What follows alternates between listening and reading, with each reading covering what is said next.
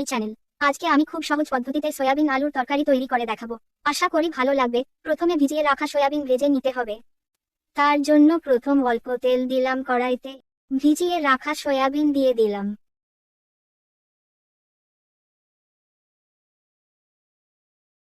একটু নাড়িয়ে নিলাম।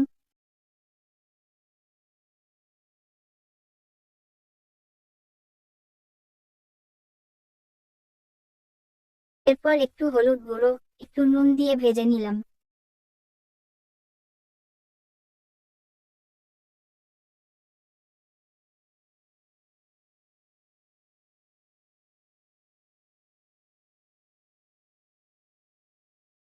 দেখুন আমার এখানে সয়াবিন ভাজা হয়ে গেছে, এবার আমি একটি পাত্রে নামিয়ে নেব।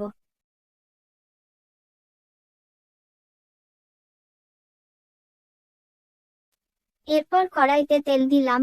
এখানে আমি খুব অল্প পরিমাণ তেল ব্যবহার করছি। এরপর কড়াইতে আমি ছোট চামচের হাফ চামচের মতো চিনি ব্যবহার করছি।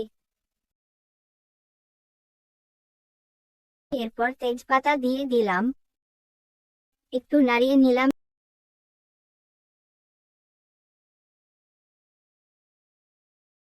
এরপর আমি এখানে কেটে রাখা 2 থেকে 3টে পেঁয়াজ কুচি দিয়ে দিলাম। ভালো করে নাড়িয়ে নিতে হবে এবং একটু পেঁয়াজটা লাল লাল হয়ে গেলে তখন রসুন দিতে হবে।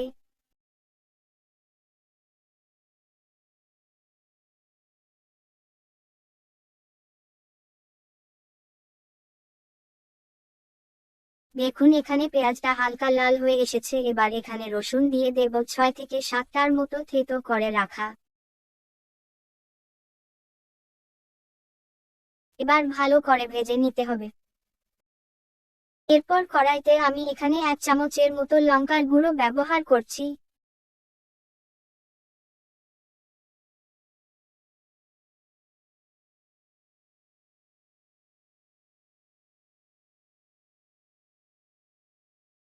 এরপর এখানে দিয়ে দিলাম আদা বাটা ছোট চামচের 3 চামচের মতো, ভালো করে নাড়িয়ে নিতে হবে।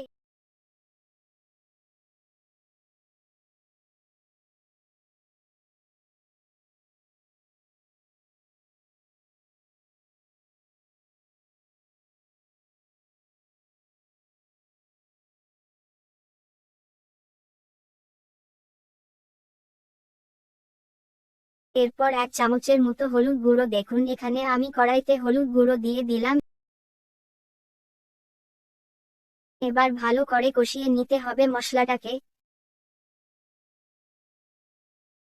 এবার দিয়ে দিতে হবে আলু।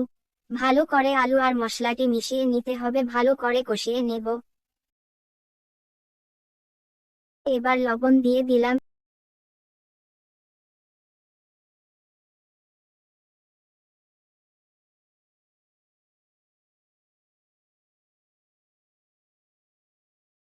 এবার দিয়ে দিতে হবে সয়াবিনগুলি, ভালো করে কষিয়ে নিতে হবে।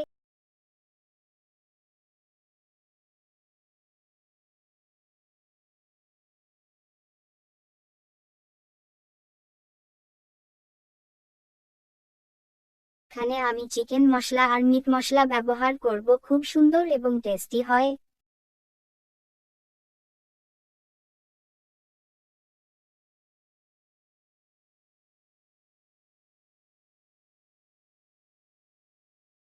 ভালো করে কষিয়ে নেওয়ার পর এবার পরিমাণ মতো জল ব্যবহার করতে হবে।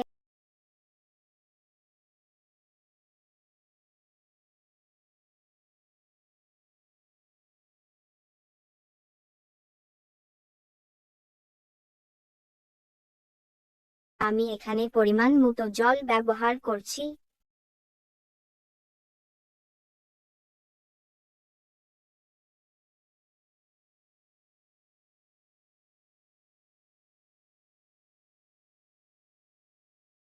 এবার ফুটতে থাকুক যতক্ষণ না পর্যন্ত আলু সেদ্ধ হচ্ছে।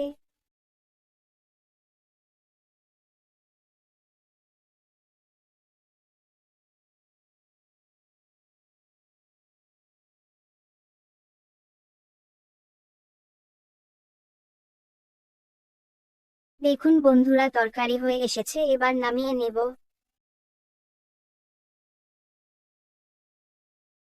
যদি ভিডিওটি দেখে ভালো লাগে তাহলে আপনারা বানাতে পারেন এভাবে সয়াবিন আলুর তরকারি। ভিডিওটি যদি ভালো লাগে লাইক কমেন্ট শেয়ার আর সাবস্ক্রাইব করে পাশে থাকবেন প্লিজ। Tata bye bye.